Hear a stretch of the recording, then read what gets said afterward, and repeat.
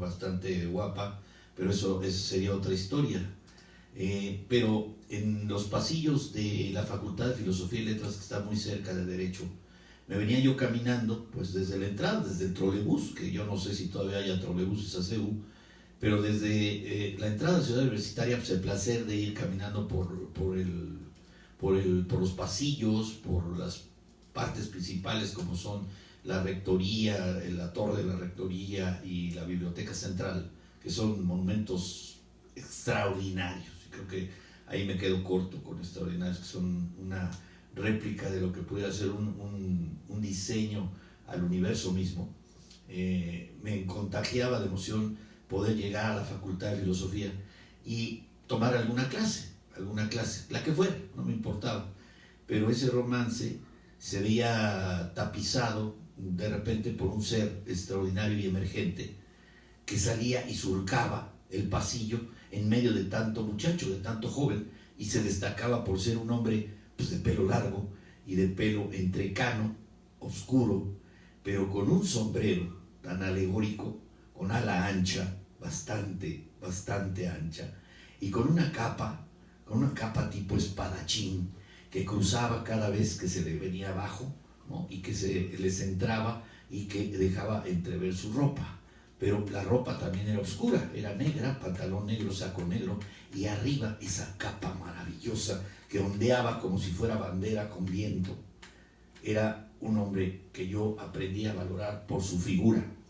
Después me impresionó saber que este hombre sabía más que yo en todo, y sabía más que nadie en todo y en nada, porque utilizaba la imaginación como si fuera ciencia, y la ciencia como algo imaginable. Lo portaba a uno y lo reportaba hacia un exterior que él tenía en el interior, y no lo sabíamos. Qué discreción tan magnífica, qué extraordinaria forma de ser de este hombre romántico, disoluto, insulso a veces con las mujeres, insultante, misógino, pero extraordinario. Ahí sí la palabra extraordinaria creo que no alcanza a ver al gran Juan José Arreola que tengo para ustedes. Esta es la última entrega de esta, ya dije, primera etapa de los grandes de México. Yo quiero dar las gracias a este hombre que me inspiró para hacer hoy este trabajo que tengo enfrente de ustedes a 41 años de distancia. 1976, entrando ya a la universidad, dedicado yo a las ciencias básicas y de la salud, un encuentro formidable con la moda de aquel tiempo, porque también este hombre había pasado ya por el Mundial. Lo contrató Televisa para hacer narraciones indescriptibles, después en otros Juegos Olímpicos y en Barcelona, y total que era todo un ejemplar y todo un tigre. En lo que le ponían, él estaba. Saludo a Sony, a Diana, a Ricardo, a Amer, buenos días, Alfredo Piedra, Sony, gracias, buenos días, Tubito 17, Ponchito Barrera, Quitas, Federico Castro, Linda Patri, Manuel Caramburu, Aníbal Hernández, Ermi González, gracias, mi querida Cookie, 21-2000, Antonio Anaya. Pues ahí tengo como la referencia de esta anécdota personal. En 1976, hace 41 años, en un pasillo de la Facultad de Filosofía y Letras, conocí al gran Juan José Arreola, que me marcó para siempre. Un estilo único, un estilo que destila en sí mismo el cariño y el amor a las letras y a los hombres. Cómo estos grandes pensadores, novelistas, ensayistas, cuentistas orientan la vida del mundo. Ellos son un universo en sí mismos. Y sin más, doy paso a la biografía del gran Juan José Arreola Zúñiga. Nace el 21 de septiembre de 1918 en Zapotlán el Grande, hoy Ciudad Guzmán, en Jalisco, México. Fallece el 3 de diciembre, nos deja a la edad de 83 años en el 2001, en Guadalajara, Jalisco, México, lamentablemente de una hidrocefalia. Yo no sé si tanta agua en el cerebro que le cupo fue porque las ideas expulsaban un derrame extraordinario de agua y por eso se nos fue. Pero la familia, sus padres fueron Felipe Arreola, Victoria Zúñiga, Su cónyuge fue Para Sánchez desde 1940, sus hijos Claudia Arreola Sánchez, Orso Arreola Sánchez, Fuensanta Arreola Sánchez, Juan José Arreola Zúñiga. Información profesional: es escritor o fue escritor, académico y editor, pero yo también diría que fue actor, porque además él quería ser actor desde un principio. Él se encuentra con esa intencionalidad de la vida de forjarse como actor. Sin embargo, se va escribiendo su propia historia, porque, como decía Jorge Luis Borges, uno siendo escritor, creo que lo que acaba escribiendo después de todo es su propia historia, su propia novela, una sola y nada más. Ahí está. Yo creo que también fue su maestro, aunque no tuvo más que a Julio Torri, que también lo vimos por aquí de los 50, al gran Julio Torri. Él fue su maestro, porque esa prosa magnífica, que voy a tener dos ejemplos de lo que es el trabajo de Arreola. Ojalá que me dé tiempo de acabar aquí informándoles a ustedes sobre el maestro tan extraordinario. Gracias. Me dice Hermi González: hola, aquí estás mi Hermi. Pedro Lanzagorta, Enrique Fernández, Mari Carmen Carvajal Díaz. Hablamos del gran Juan José Arreola. Yo les destaco 2 horas, por decirles de alguna manera una entrada. Por supuesto, trabajó en la UNAM, trabajó en muchas partes, se los vamos a ir detallando. Tiene el Confabulario de 1952, la Feria en 1963, pero a ver si me da tiempo de leerles. Es la carta a un zapatero que hace mal su trabajo. Es a manera de reclamo, es extraordinario. Y 2 ejemplos de su bestiario. Miren, yo creo que cuando eres notable tienes que hablar de los animales. Me cuesta mucho trabajo a mí, pero algo que admiro profundamente de Arreola es su bestiario. Me gusta el bestiario de Arreola. No hay pegasos, no hay unicornios, no, estos 2 seres mitológicos, animales mitológicos, no existen en el bestiario de Arreola, por una gran razón. Él le gustaba a los animales tal cual eran, y se pasaba horas observando a los animales para hacernos una descripción de los talentos, de las dificultades, de los ejemplares que tenemos enfrente, que no son humanos, pero que muchos de ellos son más que humanos. Se ha distinguido a este gran hombre por el Premio Nacional de Ciencias y Artes, el Premio Javier Villaurrutia, el Premio Phil de Literatura en Lenguas Romances. Su biografía: Juan José Arreola fue el 4º hijo de un total de 14 hermanos. Asistió desde los 3 años al Colegio de San Francisco, escuela de monjas francesas, en donde comenzó a tomar gusto por la literatura y por el conocimiento en general. Su infancia transcurrió durante la Revolución Cristera. Trabajaba como encuadernador con José María Silva, un pariente lejano, y posteriormente en la imprenta del Chepo Gutiérrez. Estos fueron sus primeros acercamientos al mundo editorial, las imprentas y el encuadernado fino.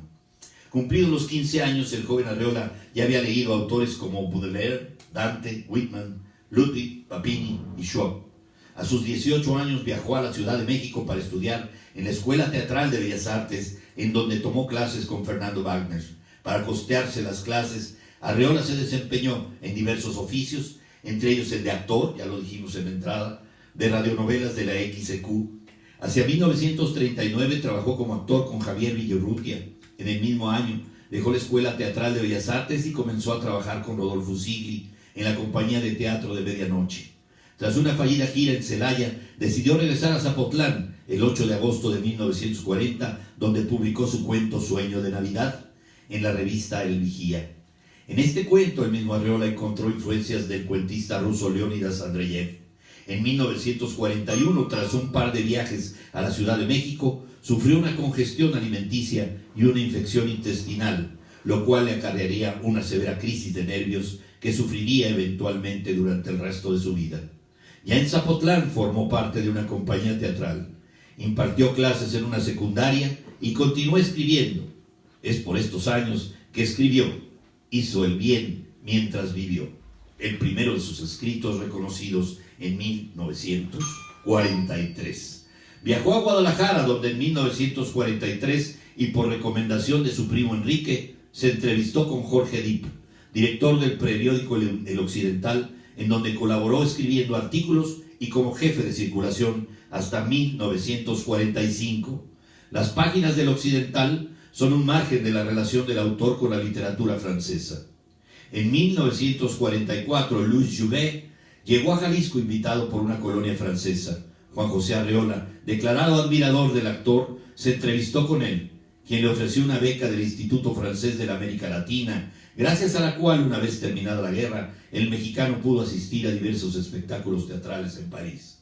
Tras una fuerte depresión, la cual, junto con el severo clima de Francia, le trajo mayores malestares en su úlcera, Arreola decidió regresar a la Ciudad de México. En 46, ya instalado en México, trabajó como traductor, redactor y corrector en el Departamento Técnico del Fondo de Cultura Económica por recomendación de Antonio Alatorre. Tradujo La Isla de Pascua en 1950 de Alfred Mataroux, El cine, su historia y su técnica en 1950 de Georges Sadoul, El arte teatral en 1951 de Gastón Batí y de Chavans, El arte religioso del siglo XII al siglo XVIII de Milmal. Ahí conoció a Daniel Cosío Villegas, quien publicó Varia Invención en 1949, primer libro de Juan José Arreola editado bajo la colección Tezontle, cuya portada diseñó Juan Soriano. En un concurso para nombrar una colección de la editorial, Arreola resultó ganador tras proponer el nombre de Breviarios. Simultáneamente trabajó en el Colegio de México, donde permanecería tras ser despedido del Fondo de Cultura Económica. En este periodo escribió Confabulario, publicado posteriormente en 1952 por la editorial Joaquín Mortis. En 1956, Arreola recibió la propuesta de dirigir una compañía teatral que sería patrocinada por Difusión Cultural de la UNAM.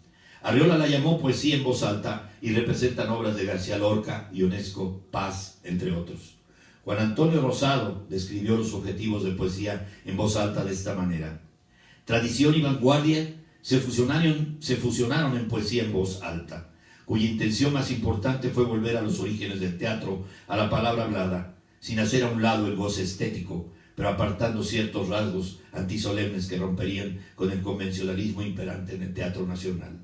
Nabor Carrillo, rector de la UNAM, invitó a Arreola a hacerse cargo de la Casa del Lago, la cual se inauguró el 15 de septiembre de 1959 y se convertiría en un importante centro cultural, de los cuales hemos hablado de muchos autores, por cierto, de los 50, de los 55, justamente una década antes se estaba planeando ya esta Casa del Lago maravillosa, donde han visto pasar y circular pues tanto y tanto talento mexicano, donde se realizarían lecturas de poesía, audiciones de música y de grupos corales y funciones de cine de arte que contribuyeron a la educación del público interesado, en su mayoría universitario.